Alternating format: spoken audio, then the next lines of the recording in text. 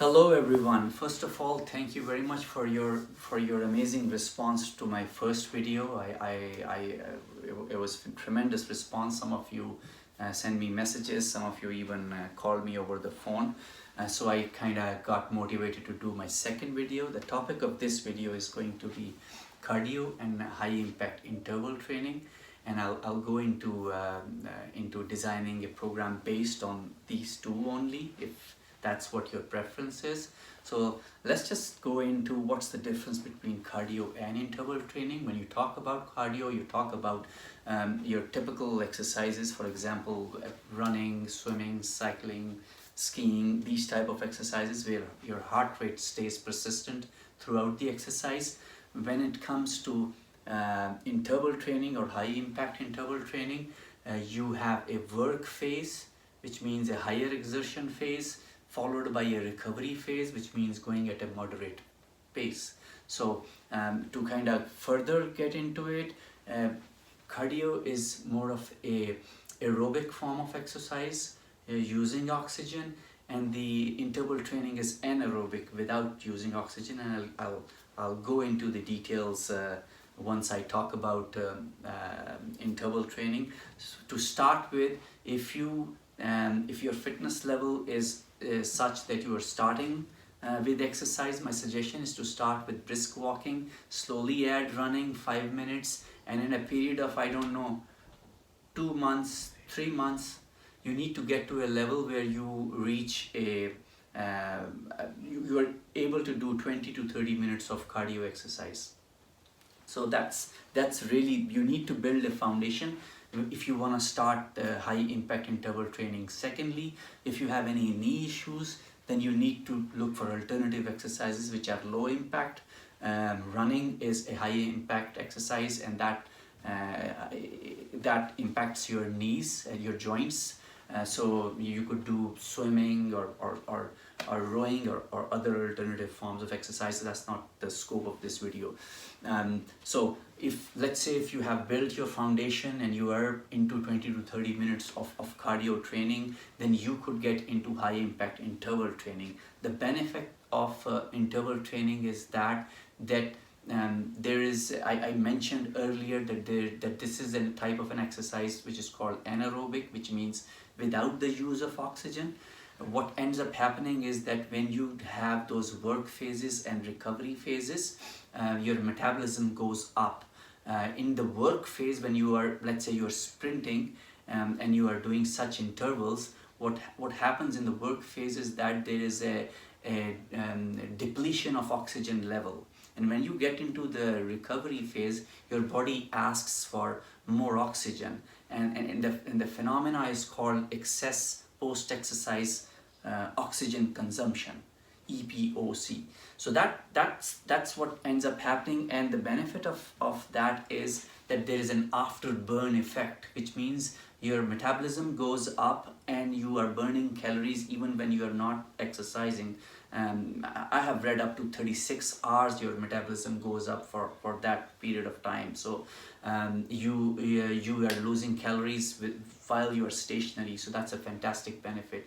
Another key benefit of interval training is that the duration. So you don't need 40-50 minutes of steady state exercise here. You could be done in 20 to 25 minutes and you would still have a fantastic workout, an intense workout, and it is great at preserving muscle mass. As I mentioned, once you get into your 30s and 40s, your muscle mass decreases, and if you kind of visualize the physiques of a sprinter as compared to a long distance or a marathon runner, you would understand what I mean. It is great at preserving muscle mass, the high impact interval training.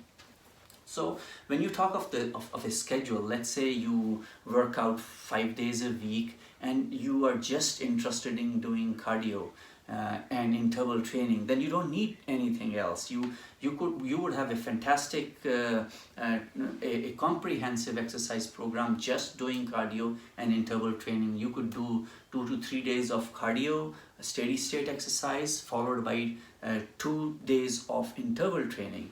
and that's a fantastic schedule. In terms of the work and recovery phase, I want to talk about a ratio over here.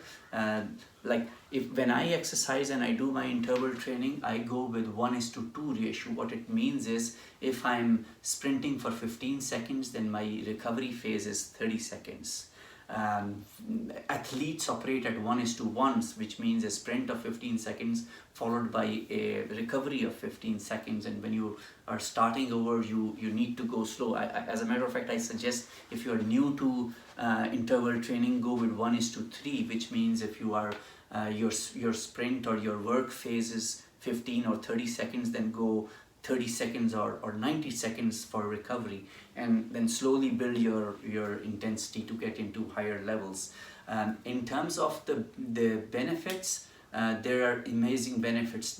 Very little time required, preserving muscle mass, great for endurance, great if you play sports. One of the best definitions of exercises that I've come across is that it's a controlled dose of stress. So when you are playing a sport, then it is not a controlled dose of stress. It depends on the situation of the game. So if you are into sports, high impact interval training prepares you to go at higher intensities, and at times you need to scale back, and that's what it kind of teaches you.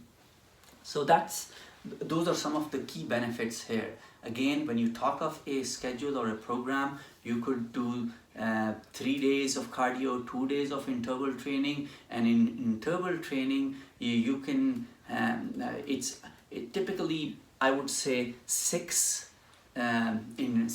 work phase and recovery phases. So for example, when I do my interval training, I do 6 sprints, 15 seconds of work phase, 30 seconds of recovery phase. So I'll go on the treadmill for 10 minutes of a slow walk, then I would kind of run for 5 minutes at a moderate pace, then I do my first sprint, and then I for 15 seconds take a 30-second recovery in between at a moderate pace, and then I'll do 5 more sprints, increasing my speed. If I'm on a treadmill, then I would go, I start with 8.4 as my first sprint, 8.6, 8.8, 9, 9.2. I keep on increasing to kind of increase the intensity until I do 6 sprints. So you could do the same. Secondly, you don't need to be just running is not the only way to incorporate interval training.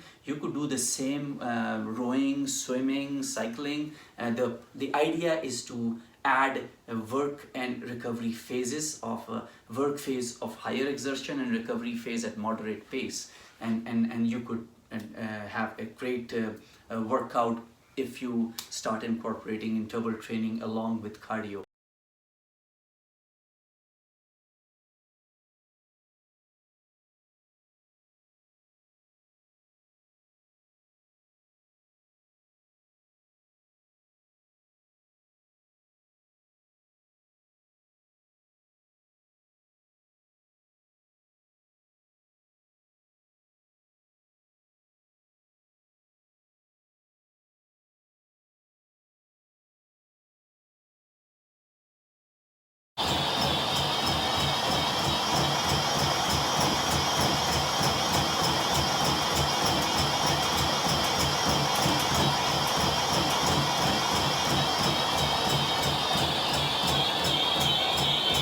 That's pretty much it for today's session on cardio and interval training. If you have any question, feel free to reach out. I'll be more than happy to answer. Thank you and have a fantastic day. Thank you. Bye-bye.